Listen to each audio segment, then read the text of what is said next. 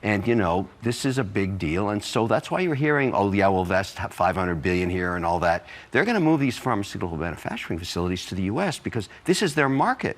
Here's Kevin O'Leary, one of my favorites, talking about how the Germans and the French, they're kind of pissed now because they're going to get the short end of the stick. But you know what? They're going to do it, suck it up, and as I just said, say, thank you, sir. May I have another? Already the French and the German are whining this morning about this deal, or this potential deal.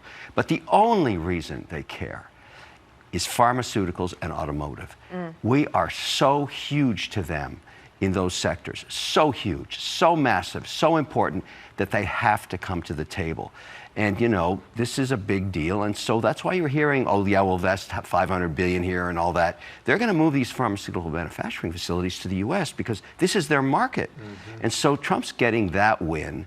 But I don't think we're done yet. I mean, the EU is it's the biggest deal there is.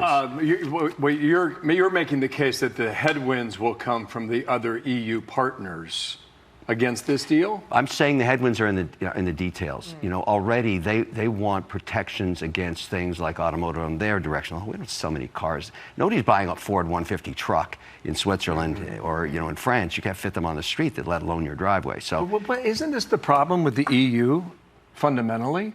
Is that a handful of people make decisions in Brussels that affect all the country?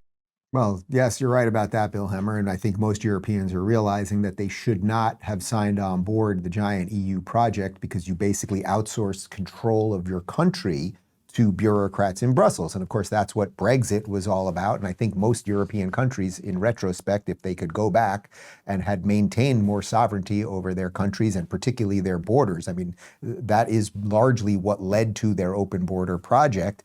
As you know, Hungary, which is part of the EU, they pay 1 million euros tax every single day, 365 million euros a year to keep their borders closed. That's what they have to pay in a penalty to control their own borders just to be part of the EU because they want to be part of the broader trade deal. So they don't want to not be in the EU. But that just shows you the crazed competing interests of how ridiculous the whole EU concept was in the first place. But basically what Mr. Wonderful just laid out there was, yeah, the Germans and French, there was no choice. They were going to take this deal, and the deal is really good for the US. And when we start moving some of those manufacturing plants, particularly the pharmaceutical ones, we're building plenty of cars here. But when we move pharmaceutical plants here too because of these deals and the investment that's going to come here, it's going to be even better for us. And we're going to find out more over time as to what happens there.